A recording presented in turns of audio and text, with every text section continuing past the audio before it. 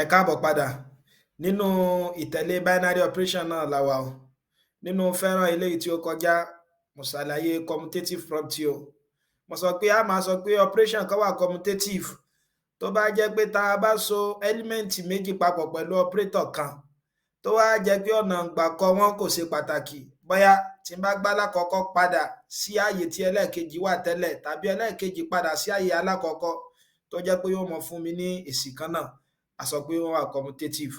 A dẹ̀ ṣàlàyé pé operation addition wa àti multiplication wa wọ́n wà commutative o. Tó ti bá ní a plus b, b plus a ni ó mọ̀ fún mi. Bákan náà ẹ̀wẹ̀ a times b, b times a náà ni ó mọ̀ fún mi. Gẹ́gẹ́ bí àpèjúwe 2 plus 3, a mọ̀ pé 5 ni. Tá a bá ṣàyípo wọn 3 plus 2 náà yóò mọ̀ fún wa ní 5. A sọ fún wa bákan náà wípé subtraction àti division àwọn wà commutative o. Nínú fẹ́ràn ilé ìtẹ́wò yìí, máa máa ṣàlàyé associative àti distributive. Ẹ mọ̀ bá mi ká lọ. Nínú òfin eléyìí tí wọ́n tún fẹ́ ká dì mú, òun náà là ń pè ní kíni o, associative. Ẹ rí i pé àṣàlàyé fún wa tó wáyé pa bá ní ẹ́límẹ́ǹtì méjì tá a wá gbé operator wá sí tó jẹ́ pé ọ̀nà àgbàkọ wọn kò bá ṣe pàtàkì tó jẹ́ pé mo lè yálà kọ́kọ́ padà sí ipò ẹlẹ́ẹ̀kejì tó sì jẹ́ pánsá kan náà ni ó mọ̀ fún mi padà. Àníyàn ni kíni o, commutative. Wá associative náà ni pé kíni o, a mọ̀ ní element mẹ́ta o. Òun náà ni pé for every fún gbogbo àwọn element a b c in x, ká pé x ní kíni o, òun ni set wa. Òun náà ni pé a star b star c, so tí mi bá wọn is equal to what, a star b star c. Ìpọ́n náà gbà tó léyìí ó ṣe kíni o, ó papọ̀. Torí léyìí nísìn mo tún kọ bírákẹ́tì tí mo kọ níbí báyìí méjì gbẹ̀yìn ló kó sínú, eléyìí tí mo kọ níbí báyìí méjì alákọ̀ọ́kọ́ ló kó sínú. Tá a bá ṣe tó báyìí pé ánsà kan náà ló fún wa báwọn, ajá sí pé kíni o, ajá sí pé ó wà associative nìyẹn. Sáwá lè ronú sí ẹjẹ́ ń bè lọ wa, is addition associative? Tí wọ́n bá bè lọ wa pé is operator addition, operation of addition associative? So wà associative? Ọ̀yà ẹja dán o.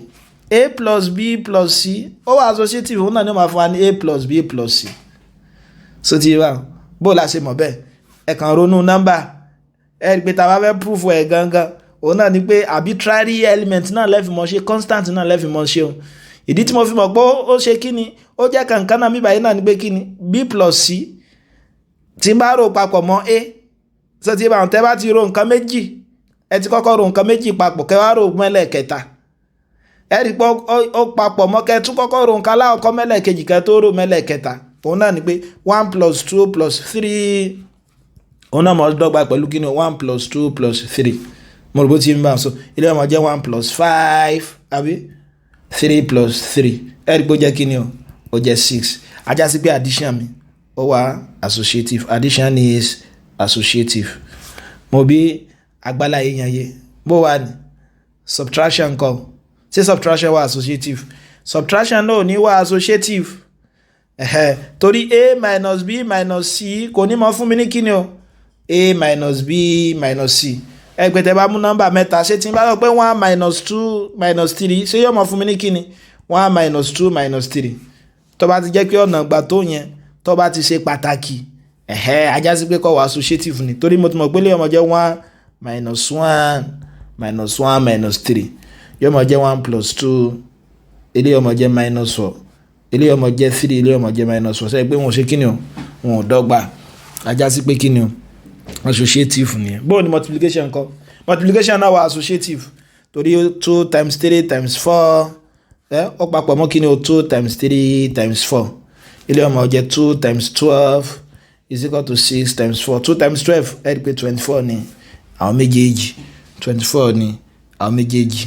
Ìjẹ́ tí ilé ìbáyé wa nínú àwọn tí wọ́n tún fẹ́ ká dì mọ́, òun náà ni distributive property. Ẹ dákun Sunday àti mọ̀túnmọ̀ closure. Aláàmà pé nǹkan ní closure tó bá jẹ́ pé tí n bá mú element méjì nínú set kan tí n bá so wọ́n papọ̀ tó ń fún mi ní tó jẹ́ pé ó tún gbẹ́nu set yẹn, ó wà closed. Commutative ni pé tí n bá ní element méjì hàn tó wá jẹ́ pé n bá yí àwọn ọ̀nà àgbà tó wọ́n, tí n bá yí wọn po tó sì tún fún mi ní nǹkan kan náà padà, ó wà closed nìyẹn. associative ni pé tó bá jẹ́ pé mẹ́ta ni tí mo wá yí wọn po tó tún fún mi ní nǹkan kan náà. Bó wá ní distributive ńkọ́? Máa sọ pé nǹkan kan wà distributive. Distributive òun náà ni pé kí ni operator méjì láàmọ́ ní o. Pa associative àti commutative operator kan lá ní. So tí bá wọ́n fún distributive a máa ní operator méjì báyìí.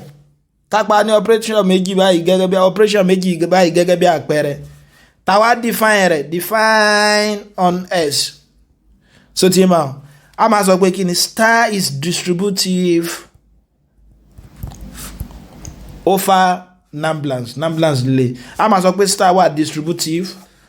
Tó bá jẹ́ pé kí ni o tí n bá ní A star B C tó wá jẹ́ pé mo ń ṣe kí ni mo open bracket mi tí mo wà ń fún àwọn kíní ilẹ̀ ọ̀kọ̀ọ̀kan rí pé tá a bá ń ṣe kí ni tá a bá ń multiply out náà bí ká nírú nǹkan báyìí 3 4 plus 5 ṣe pé tá a máa sọ ní pé 3 times 4 àbí plus 3 times 5 so tí bá eléyìí náà mo jẹ́ kí ni o A star B numblance A star C mo rò bó ti yá bá wọn so òun náà ní kí ni o òun là ń pè ní distributive rí pé tẹ́ bá ṣàkíyèsí pẹ̀lú àpẹẹrẹ eléyìí tí mo ṣe ń bí báyìí kí ló ṣẹlẹ̀ rí pé multiplication is distributive over addition so tí yé bá multiplication is distributive